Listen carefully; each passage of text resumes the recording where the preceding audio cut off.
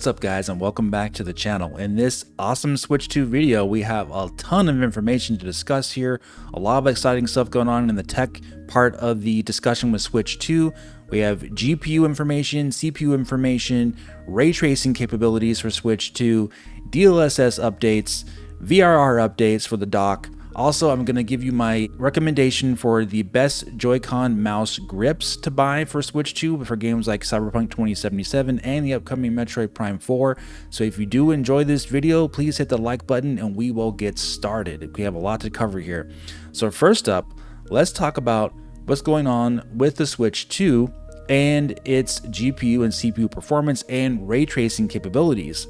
Now, WCCF Tech did an interview with Virtuos, and they are a well-known developer who has ported a lot of games to Switch and in games in general, things like Cyberpunk 2077, Call of Duty, Elder Scrolls Oblivion Remastered, so on and so forth.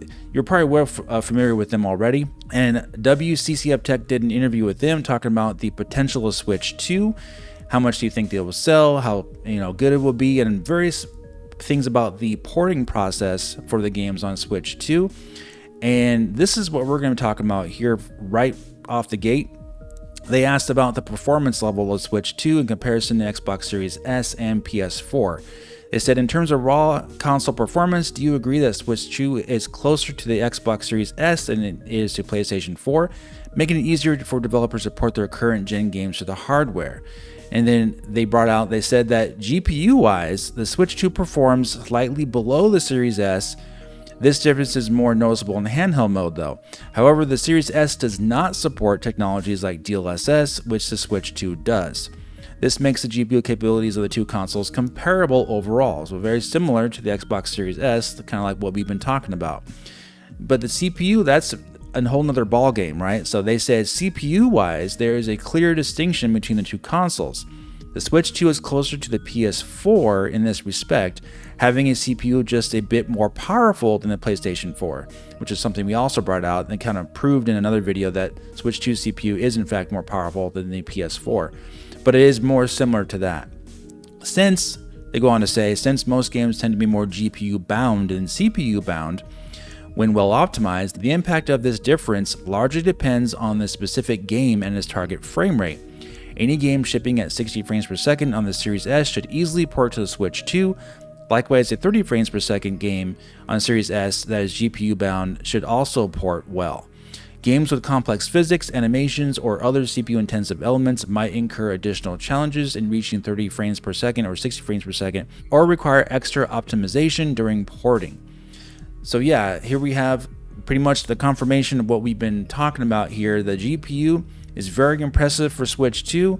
Yes, the Series S probably has, most likely, definitely has more shader cores, more processing units to do the GPU intensive work than the Switch 2 does, but the Switch 2 has DLSS that the Xbox Series S does not have, which gives it an advantage. Plus it has more RAM than the Series S for games and for textures, basically. And we already seen examples of that right off the bat, with Cyberpunk 2077 providing better texture detail than Xbox Series S, and also Street Fighter 6 as well. But it is notable that some of the things, like in such ports like Hogwarts Legacy, Street Fighter 6, some of the graphical effects are a little bit worse than Xbox Series S.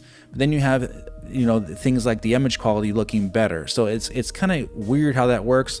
But the Switch 2 overall does look to be very comparable to the Xbox Series S, and games that are targeting 60 frames on the Xbox Series S and 30 frames per second on Xbox Series S that are GPU bound should port very easily to the Switch 2. But what about the CPU? Well, they talked about these games are going to be needing more optimization that are more CPU centric.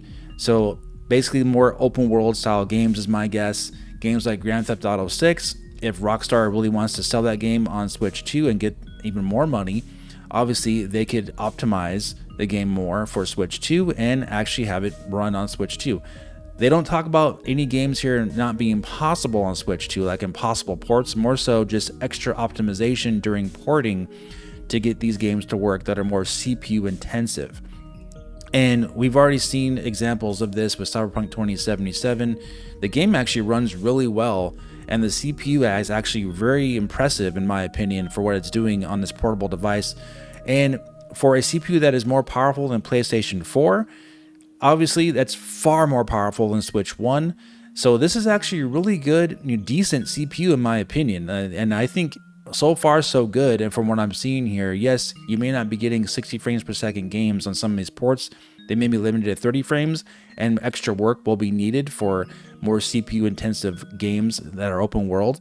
But it does look like most ports will be possible without too much of a hassle on Switch 2. And then they talked about DLSS, which we'll also talk about in another section here as well. But DLSS, another interesting point they brought out is that for DLSS on Switch 2, it's not simply just a matter of them taking the PC DirectX implementation of DLSS and running on the Switch 2.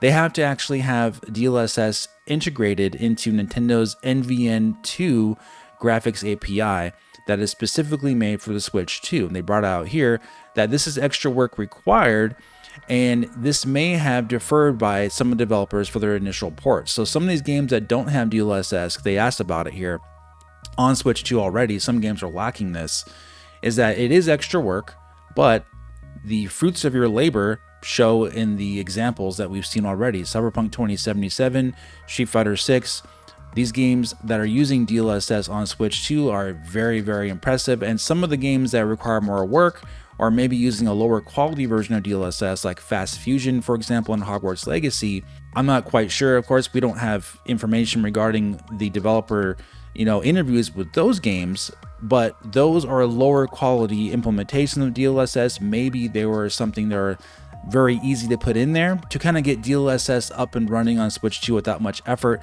Nintendo probably has that solution available to developers that won't require them to use a lot more resources to get it working on Switch 2. That's just my guess. I don't know 100% for sure, but it looks like from the lower quality of those DLSS efforts that possibly maybe even later down the line, they'll update to have even better versions of DLSS on those ports, or they may just leave them as is. I think both games are fine as they are, and maybe Fast Fusion could use a little bit better DLSS, but that could explain why some of these games don't have DLSS working in some of their efforts early on in Switch 2. The system's only a month old, by the way, of course, so we have a long ways to go in development. But what about ray tracing? That's been a huge actual discussion topic by a lot of people who follow this channel and been asking me about ray tracing with Switch 2. Nobody even thinks, basically it's going to be a thing on Switch 2 that's going to be very, very limited. And while that's probably the case, it is capable of doing ray tracing. And they also asked Virtuos about the ray tracing capabilities of Switch 2 here as well. And now we have confirmation from them, the developer. Obviously, we should be able to trust the developer on what they say about Switch 2's ray tracing capabilities. Nintendo isn't NDAing this information at this point. It looks like this is free game for developers to talk about the Switch 2's specifications and what it can do in relation to other consoles like Xbox Series S and PlayStation 4 and PS5.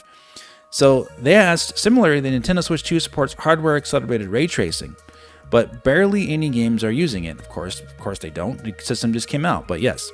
Does it even make sense, or should hardware resources be focused elsewhere? And then they said, hardware ray tracing is a widely discussed feature in this generation of consoles. The Xbox Series X and PS5 support it for lighting, but maintaining stable frame rates can be challenging. Epic's Lumen offers support for software ray tracing on the GPU as a lighter option for a lighting solution, although with Unreal Engine 5.6, focus on shifting towards further optimization of hardware ray tracing capabilities.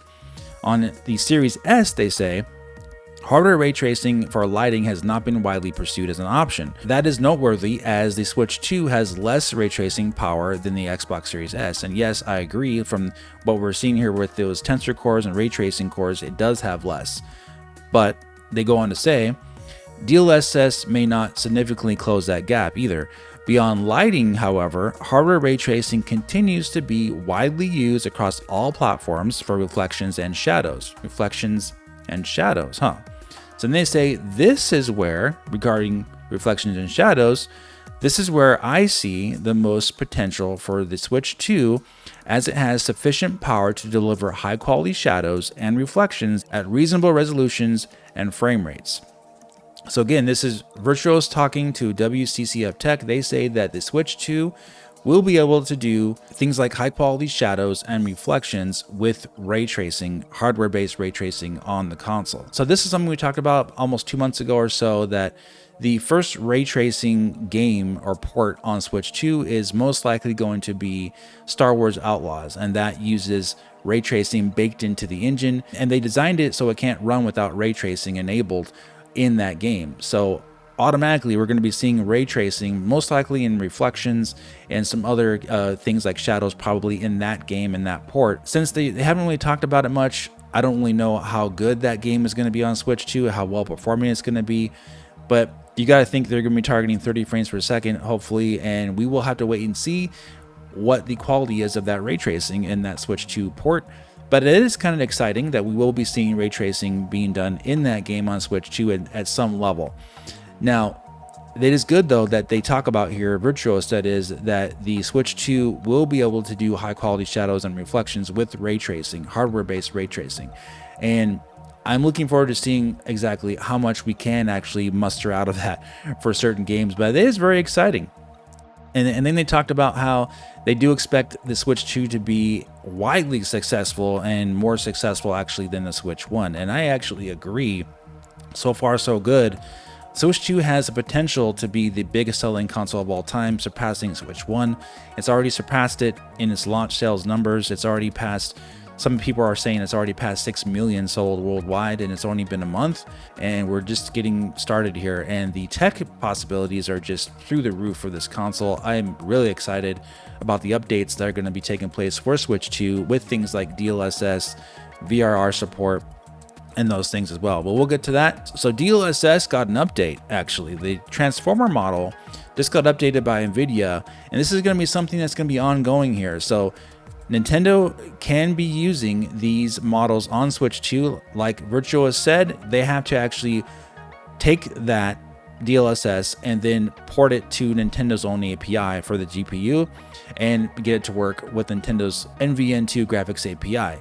So yes, the DLSS transformer model and CNN model and all these models can work on Switch 2, obviously with Nintendo's own variant of DLSS as well, their custom variant that they have. All forms of DLSS are possible because, as we know, the Switch 2 is based on an Ampere NVIDIA GPU, and it is designed like a Lovelace architecture, really, with how they design the actual chip. We did all the diagram stuff, we've seen it. So it's really cool though, because NVIDIA continues to improve the transformer model of DLSS to actually use less RAM. So the previous version of DLSS that they were releasing in beta format was 310.2.0 is using a lot more RAM, and now the 310.3 uses about 20% less RAM. And this is really, really good because games use that all important VRAM. VRAM is so important these days to have more of it to use. And a 20% reduction for DLSS in the transformer model. So you're going for things like with 4K, the original beta version that they released used almost 400 megabytes to get up to 4K with DLSS transformer. And now the new version is all the way almost down to 300 megabytes of VRAM, which is basically a 20% reduction of VRAM needed to use for the transformer model. And that is really good, which means that developers who do want to use this, they can actually benefit from this on Switch 2, and they can use less VRAM and dedicate that more to things like textures than actually just using it for DLSS. So this is really good news. And like I said, we're going to continue to see these updates. And since this is hardware based, this is something that AI is actually good to use for, I would say, something that they can train these models for to actually get better reconstruction of images. This is only going to get better with time, and this is going to continue to improve with Switch 2. So this is very, very exciting. So DLSS is just going to get better and better and better as time goes on. And we'll keep a close eye on this and see if they keep reducing the size of the VRAM needed. Obviously, they can't go too low, but this is a very good sign, seeing that it's already got a 20% reduction for the transformer model. All right, so that's DLSS, but what about VRR support? Now, it looks like from this new discovery by The Verge, and this is by Sean Hollister, senior editor at The Verge that covers gadgets and tech and things like that. They confirmed that the Nintendo Switch 2 dock does support VRR, but the Switch 2 console, while docked, doesn't support it. But it does support it in handheld mode. So a dock supports it, and handheld mode supports it, but the system doesn't support it. Now, how they figured this out was that they actually plugged in the Switch 2 dock via a USB-C extension to a Legion Go with the Steam OS plugged into it. And they got it working. And apparently they got VRR to work, and they did all the different frame rates and everything like that. So they said that if the Switch 2 supports VRR and the dock supports VRR, why does Nintendo not offer VRR display output for the Switch 2? So there's just speculation at this point because we don't know. Maybe it's just a firmware update they need to do later on, but you got to think that if they do support it in handheld mode and the dock does support it, it could be something that's just not quite done yet with what they're working on with the OS. And this would be a huge benefit to have for games like Cyberpunk 2077 that run at 40 frames per second in performance mode, because when you have VRR support, it'll then click in its low frame rate compensation mode, which basically when it goes below 40 frames per second will mitigate the large discrepancy of stutters. 40 frames per second and 120 frames per second display will look nice and smooth, but once it drops below 40 frames without VRR, actual VRR, it'll look like 30 frames and very, very stuttery versus very, very smooth with 40 frames. It's a huge discrepancy. So having VRR is vital to fix that issue. But yeah, other games that support 40 frames per second on Switch 2 is No Man's Sky, Hitman World of Assassination, and Nintendo's own Welcome Tour also support VRR via in handheld mode. I don't really know about the actual handheld mode for No Man's Sky and Hitman, but I'm assuming those might work as well in handheld mode for smoothing it. But we basically need an update from Nintendo. We need to have that ready for our TVs. And yeah, we'll have to wait and see. I'm not too worried about it myself personally. I do play docked mainly. But since this is very early in the system's lifespan, I'm willing to give them some time to actually update this and give us a clear answer whether or not the Switch 2 will support VRR later on down the line. Like I said, I do think it's very possible because no one can even figure out why it's not supported right off the bat. It's got to be some kind of software thing, right? Good news, it's not a dock issue. Switch 2 dock does factually support VRR, so we'll wait and see what Nintendo does. All right, so what about the Joy-Con mouse grips? I did a live stream on Thursday night, this last Thursday night, and I played the entire stream, about 7 hours of Cyberpunk 2077 using these new Joy-Con mouse grips. I used two different variants of them. I used these Ozero mouse grips for the Joy-Cons that kind of have like a more flat shape to them as my first test on that stream. And then for the majority of the stream, though, I used these 3D printed mouse adapters for Switch 2. Now, these are the ones that I think are the best. Now, granted, these other ones here, I don't think these are bad, actually. These do feel pretty good because you can access the lower part of the Joy-Con a little bit better than I would say on the 3D printed one. If they're kind of like hidden there a little bit and kind of, a little bit down out of the way, but you can reach them just fine, to be honest with you. The thing about these Joy-Con mouse grips is that it's very tight to put the Joy-Con in. So you kind of have to snap it in and kind of yank it out. So I haven't really noticed any damage on my Joy-Con though. Like I said in that stream, I think it's just fine, and it does get a little looser the more you take it in and out. But as far as how it feels to hold, due to it having a little bit less of support here on your hand, on your right hand, at least on the right side, I do think these feel better. These 3D printed ones that are basically just made by users who sell them on eBay. I bought this one I'm showing here. I'll put the links in the description, and I think these are great. And it feels really, really good. It feels very similar to playing with a PC mouse. But the nice thing about playing with a Joy-Con mouse is that you can move with the left Joy-Con mouse and relax your hand and just move around and do, play like a normal Joy-Con.